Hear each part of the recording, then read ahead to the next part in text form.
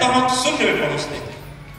नवरात्रि का प्रतीक यही, विशेष करके आप लोग देखते हैं मनुष्य का जन्म कई महीने में होता है? 9 महीने। ये भी देखे होंगे इस धरा पर भगवान कृष्ण का अवतार, पहले 8 शक्तियां आ गई, लास्ट में प्रभु का अवतार हुआ। भगवान राम नवमी को अवतार हुए, अष्ट के बाद नवमी में, और भगवान कृष्ण के पहले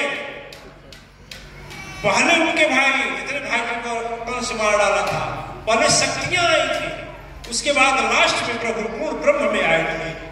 9वां।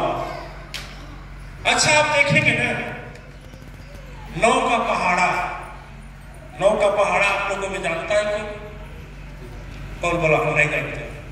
ठीक है, आप बताइएगा। 9 का पहाड़ा कभी करेंगे तो 9 होगा।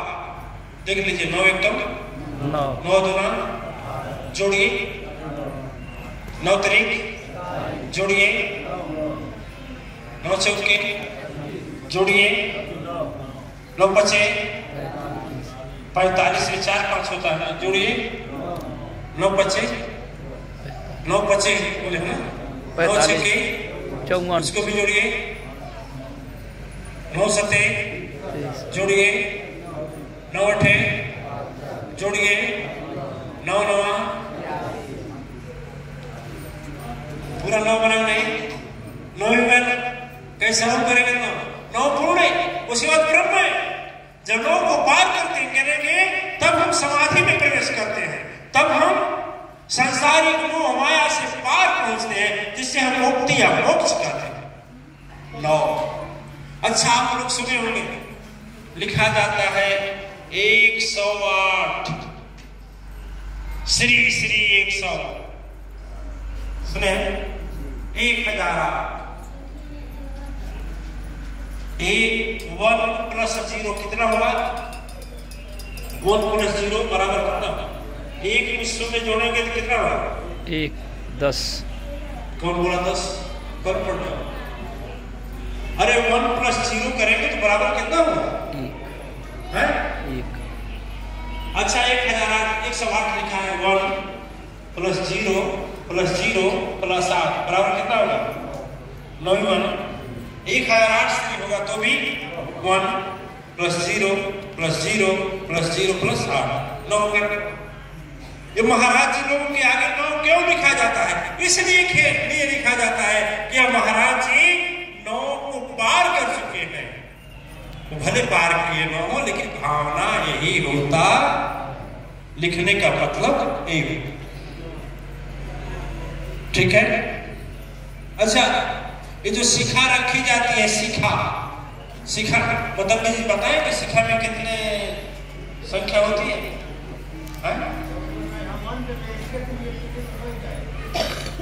देखिए, जो शिखा रखा जाता है उसमें 108 बाल होने चाहिए।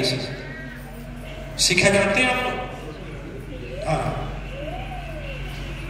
इसमें 108 बाल होना चाहिए, और 108 बाल इसीलिए होना चाहिए, यहाँ जो होता है सहस्त्रार चक्र के ऊपर, यह सीधे ब्रह्मरौंद्री होता है, और यहीं से हमारा कनेक्शन जुड़ता है परम शक्ति सत्ता।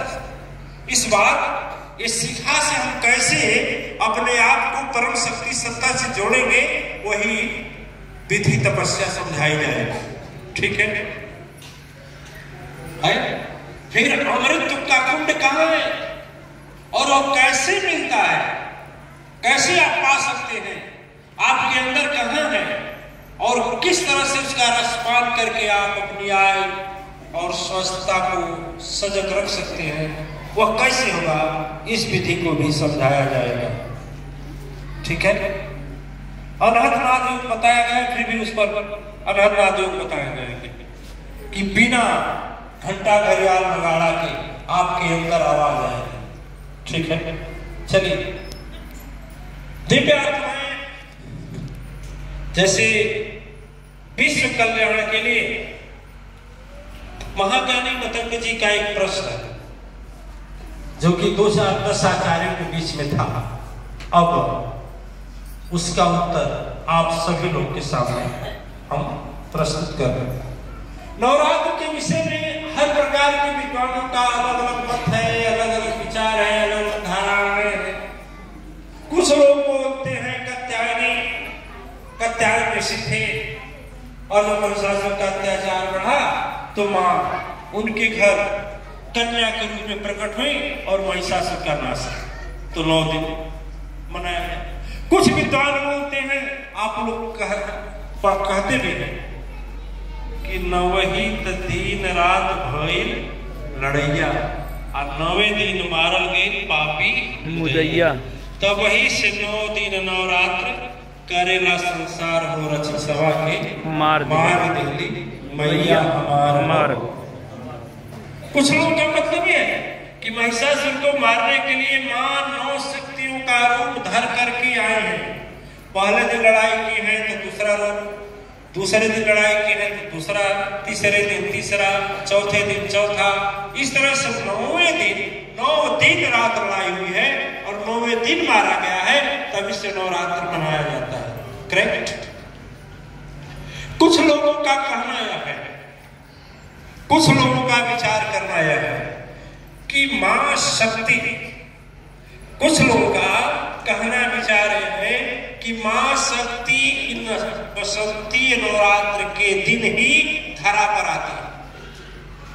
ठीक है, प्रकट होते थे।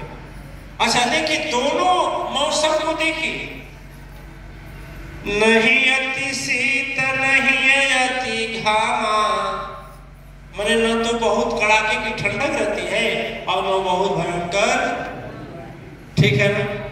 ऐसा दिन होता है कि सबके लिए भोजन की व्यवस्था रहती है, रहती नहीं रहती है।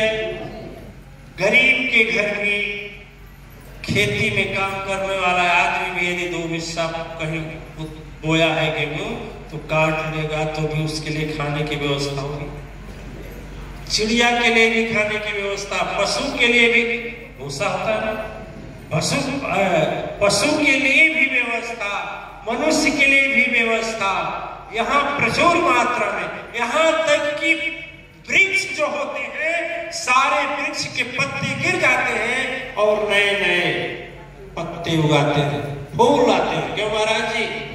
आम में मोर आ जाता है, आता नहीं आता? बोलिए ना। जब बसंती समय आता है तो चारों ओर खुशहाली होती है, मोर नाचने लगता है, कोयल बोलने लगती है, चारों ओर फूलों से क्यारियां लग जाती हैं, नए पत्ते हो जाते हैं, सब खिल जाते हैं, है ना, है ना। सरोवर भी अभी नहीं पूरा सूखेगा, कुछ न कुछ पानी जम जाता है सरोवर नदी में। फिर देखिए, उसमें भी देखिए बसंती नवरात्र शारदीय में जो हुआ आता है, उसमें भी लोगों के लिए भोजन की व्यवस्था रहती है। धान हो जाता है, मक्का हो जाता है ना, बाजरा हो जाता है, ज्वार हो जाता है, होता ही नहीं होता। इसमें और उसमें दोनों में भी जो नवरात्र है ये शुभ पर्व देते हैं कि तेरे लिए जीवन की सारी सुख की चीजें मैं लेकर आ रही हूं। तो मैया का अवतरण होता है, ये संकेत करता है कि मैं लेकर के पहुंच रहा हूं, है ना। इसके बाद इतनी भयंकर गर्मी होगी, बर्दाश्त करना मुश्किल होगा। इसके पहले इतनी भयंकर ठंडक थी कि मुश्किल था। कहीं कलयुग था, सब इसी समय है। बोलते हैं कि 3 और 5 के बीच में ब्रह्म मुहूर्त के समय में त्रेता युग होता है, आज सुबह सतयुग होता है। अच्छा, सुबह में प्राय होता है ना, सुबह में यदि आप कुछ बोले तो लोग बोलेंगे क्या या राम राम की जूनी भी नहीं है, भी नहीं शुरू कर गए, तो बोलते ही नहीं बोलते। मतंग जी महाराज लोग टोक देते हैं। दोपहर के बाद द्वापर हो जाता है, ठीक है ना। अच्छा, सुबह आप दुकानदार के पास चले जाइए, सामान वापस करने के लिए तो वापस नहीं करते, करेगा नहीं, कहेगा 12 बजे बात है, द्वापर में आना, सतयुग में नहीं कहता, नहीं कहता, कहेगा मोहनी खराब कर दिया था, होता है नहीं। तो द्वापर में क्या होता है, दोपहर में द्वापर होता है, संध्या कालीन रात में कलयुग का प्रभाव होगा।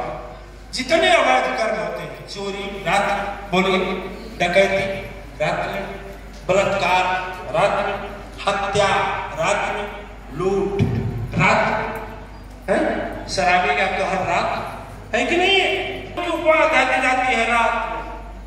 यही है प्रश्न आचार्य मतंग जी का कि रात में यदि अज्ञान सूचक उपमा है तो नवरात्र को क्यों रात में कर दिया गया, क्यों नहीं दिन में कर दिया गया? बहुत अच्छा प्रश्न है, आप हमें बताएंगे। भगवान राम की बात छोड़ देंगे, दिन में अवतरण हुए थे, लेकिन भगवान कृष्ण कब अवतरित हुए थे? कब उतरे थे? रात में, निस्रात। कै बजे? कै बजे?